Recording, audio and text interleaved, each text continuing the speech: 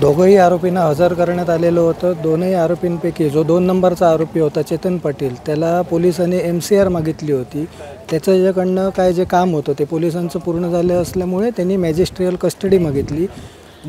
1 नंबरचा जो आरोपी होता त्याला 7 दिवसाची पोलीस कस्टडी मागितली होती, कारण अजून काही तपास काम करायचं आहे आणि कोर्टाने त्यांना 13 तारखेपर्यंत म्हणजे 3 दिवसाची आजपासून 13 तारखेपर्यंत पोलीस कस्टडी दिलेली आहे। सर, न्यायालयात बाजू मांडताना आरोपीचे वकील आहेत त्यांनी असं म्हटलं की सर्व मुद्देमाल जो आहे जप्त झालेला आहे आणि याच्यामध्ये काही रिकव्हरी राहिलेली नाही आहे, मात्र याच्यामध्ये देखील पुन्हा एकदा PC मिळाले कसं नाही, काय झालं आहे त्याच्यात की सर्व काही असा मुद्देमाल नाही, कारण त्याच्याकडनं जो काय मुद्देमाल यायचा होता तो तरी झाला असेल, तरी जो लॅपटॉप आहे किंवा अजून ज्या काही लोकांबद्दल माहिती मिळालेली आहे त्याचं तपासकाम पोलिसांच्या समोर होणं गरजेचं आहे।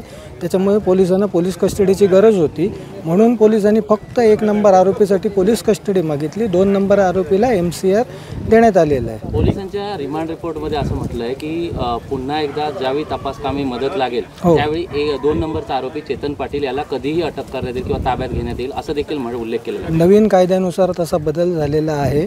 त्याच्यामुळे जर समजा MCR मध्ये जरी असला, पोलिसांना ज्या वेळेला त्याला पाहिजे असेल तेव्हा ते कोर्टाची परमिशन मागून त्याला तपासकामी घेऊ शकतात। मुख्य आरोपी जो आहे तो माहिती देताना विसंगत माहिती देतो असं पोलिसांचं म्हणणं आहे, त्या संदर्भात काही युक्तिवाद झाला? हां, पोलिसांचं म्हणणंच असं होतं की विसंगत माहिती देतो, परंतु त्याच्याकडनं जे बाकीचं काय जे गोळा करण्यात आलेलं होतं त्याचं तपासकाम अजून करणं गरजेचं आहे। त्या म्हणूनच कोर्टाने आमचा युक्तिवाद ग्राह्य धरला आणि 3 दिवस पोलीस कस्टडी त्या आरोपीला दिली। सर, तुम्ही पहिल्या वेळी म्हटलेलात की आणखी काही आरोपी असू शकतात, त्याच्यामुळे पोलीस कस्टडीची मागणी पाहिजे।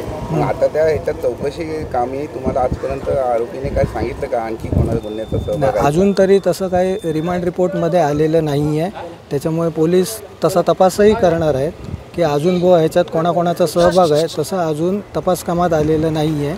ज्या वेळेला येईल त्यावेळेला पुढच्या रिमांड रिपोर्टमध्ये तसं येऊ शकतं।